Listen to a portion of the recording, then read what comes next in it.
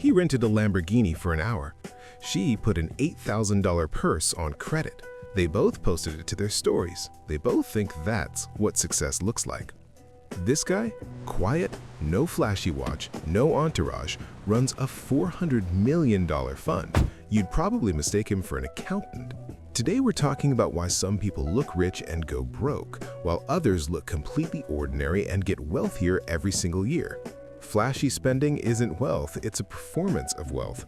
Psychologists call it compensatory behavior. We broadcast money when we don't actually feel secure on the inside. The louder someone talks about their success, the less they actually believe it themselves. Warren Buffett has lived in the same house he bought for $31,000 for decades. For years, Mark Zuckerberg drove a Honda. That's not poverty, that's control over the one thing that controls most people, the need to look the part. Ingvar Kamprad, the founder of IKEA, one of the wealthiest people on the planet, flew economy class and drove an old Volvo until the day he died. These aren't poor men. These are men who stopped needing to prove anything to the outside world a long time ago. Studies show that most people who suddenly come into serious money, whether it's a lottery win or an unexpected inheritance, lose it within a few years. Not because the money ran out, but because their mindset never changed. Think about the last time you bought something, not because you wanted it, but because you wanted other people to see it. Most people can't answer that question honestly, and that's exactly the trap. Real confidence has nothing to do with wearing clothes without logos. It's a mindset.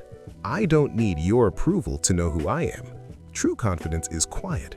It doesn't need an audience. While the show-off is filming stories in a rented office, the billionaire is building a system.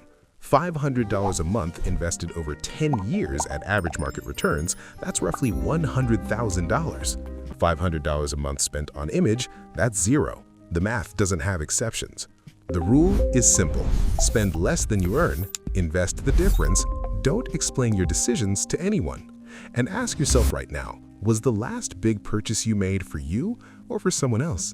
The most valuable asset on earth isn't a Ferrari. It's the peace of mind of someone who has nothing left to prove. Drop a comment below. Was the last thing you bought for you or for other people? Be honest.